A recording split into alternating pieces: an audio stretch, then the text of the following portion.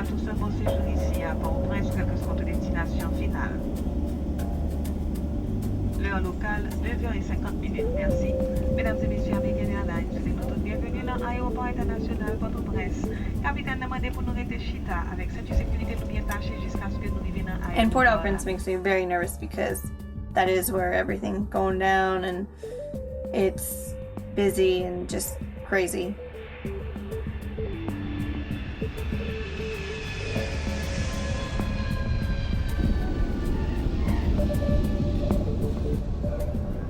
Here, flying in, it was beautiful but yet surreal at the same time.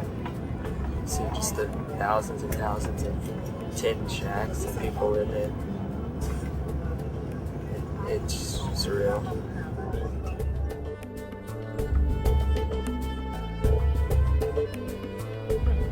I said, you're going to take 2 guys to help you to bring the luggage to the MAF. Get each one $1. Not give no more. Okay. $1 each. I show you 2 guys. 2 guys, the yellow shirt. These 2 guys? Yeah, they're just 2 guys. Okay. Yellow shirt.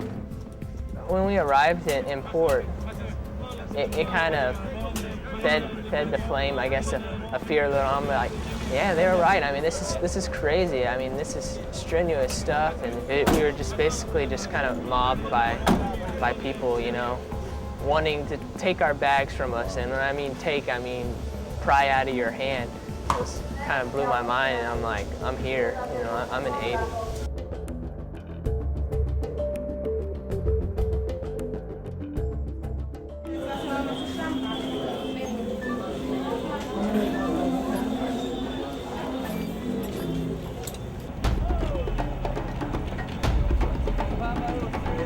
So you're a missionary here? Yep.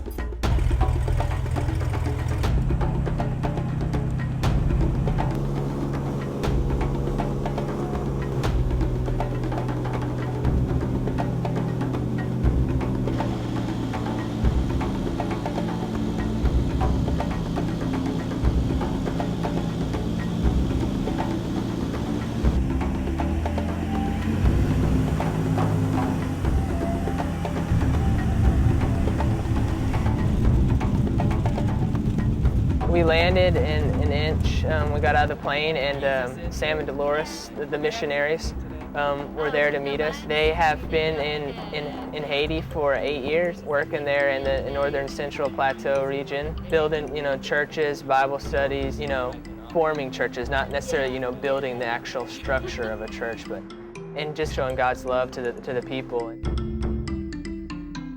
I'm excited. I think it's going to be amazing.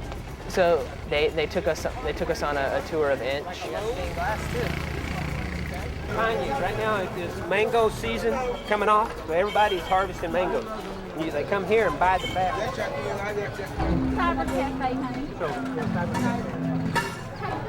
Oh. All at the dollar store and everything. Okay. Bonsoir. Est-ce que là, moi t'es venu pour monter une pharmacie ici, haïtienne. Non. C'est amis américains. Pour les amis américains. Aha. Ok. Bonsoir. Bonsoir.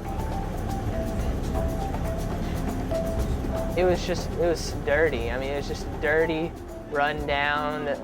I just couldn't wrap my mind around the fact that there's 100,000 people that live there. They don't have running water. They don't have electricity. It's just, I mean, dirty is just what sticks out in my mind. Just dirty and poor. So, is this a house that's basically just protected? Yeah. Everybody lives behind the wall.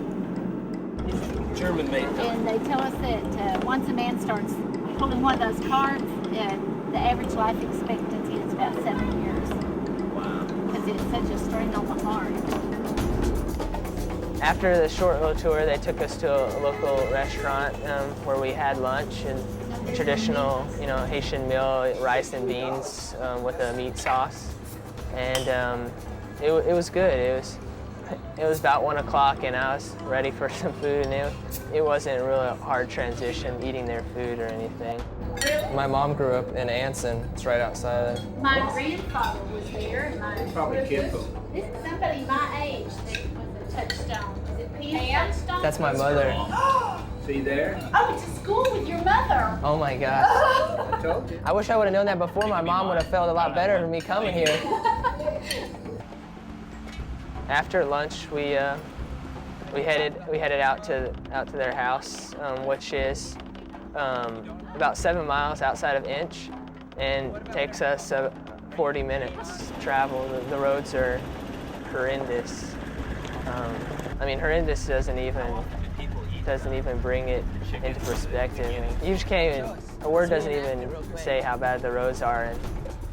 But on the way, you're just, another chance to experience the countryside and just the beautiful mountains and landscape that was around. And many whiplashes later, we arrived out at their property.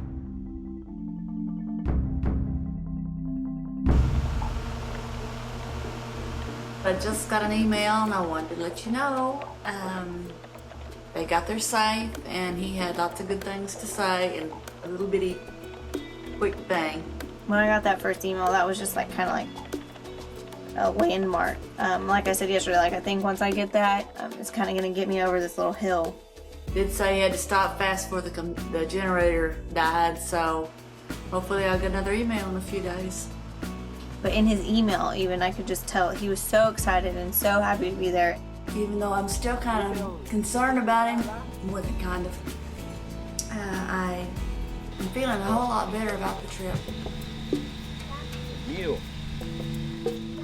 Let's go find the shade, Becky. Let's go find the shade. A little over. Keep going. Come on. A little bit more. You're in the shade, I'm not. Do your high-ho silver. We rode deep into about at least 5 miles or so into the country, which 5 miles, doesn't seem like that much, but this is mountainous country, so I mean, it was cool because really we're able to get a grasp of the true Haiti.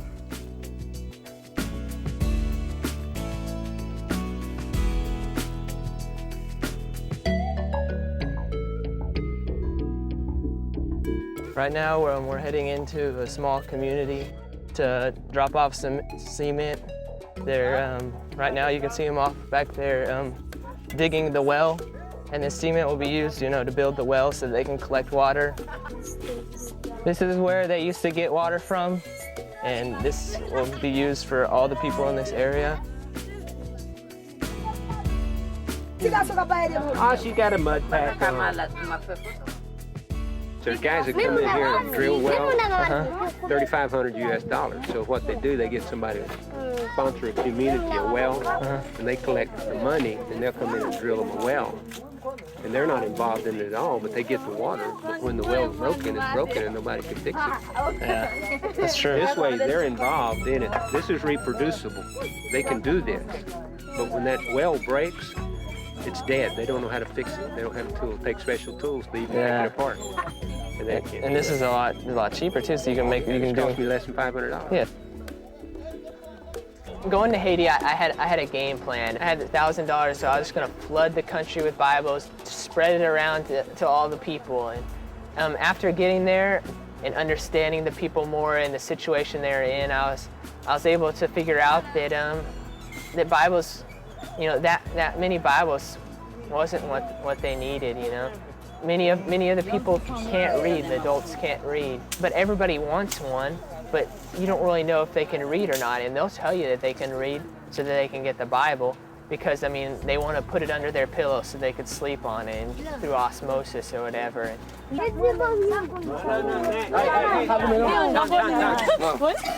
pour famille. He's telling them one per family for the Bibles. I still gave about 50 Bibles or so, but I was like, I don't think I need to give any more. Bibles, the last few Bibles I had left in my saddlebag, just handed out. And everybody wants one, so we're trying to explain to them to get one per family. And so I spent time just thinking about it, praying about it, asking Sam, think of a good place, good project or something for me to put this money towards. on the way back, Josh was riding the horse that there was a Haitian kind of saddlebag kind of thing that was on the back of it, and so he was riding it. We were coming down a bit of a decline, and he just fell off. Because it just shifted, and he was just going, and then he just fell off. It was hilarious. He was behind me, so I kind of saw something out of the corner of my eyes and heard a thud, and I looked back, and he was off on the ground. And luckily, he didn't get hurt, but so it was just funny since he didn't get hurt.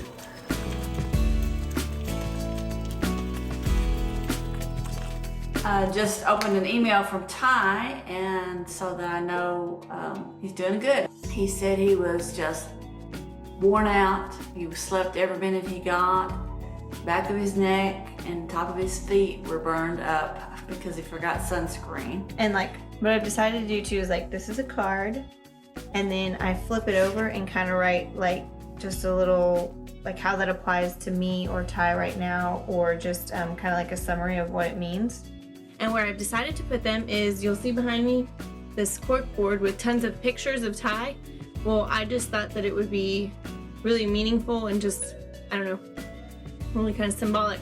I'm gonna take that down and put the note cards in its place.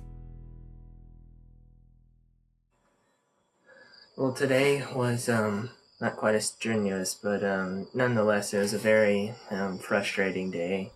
This morning, we went and worked on a well at one of the churches, trying to put it back together. Out here, we're working on fixing the well. Hopefully put it back together and get it working for them. What will the well mean for these people? Fresh water, right here. They don't have to walk down to rivers or whatever and get it. Be a lot more convenient. We had been working for about 30 minutes or so, just, dropping the pipe, screwing it together, letting more down, adding it, and just continually just moving it down or whatever. And when we were about, I'd say, two shy of finishing, there wasn't very good communication between us and this Haitian boy that was helping us, and we dropped the pipe, and the pipe fell all the way to the bottom of the well. We dropped the pipe into the well, and so basically ended the job for there. It was extremely frustrating. We put all that time and effort into fixing it, and then we dropped it to the bottom. So, it just wasn't a good thing at all. When it happened, I was just so demoralized. They could have had fresh water that day, today, if we would have got the job done. But instead, we wasted a $3,500 well. Frustrating day. Now what are you doing? We're packing up.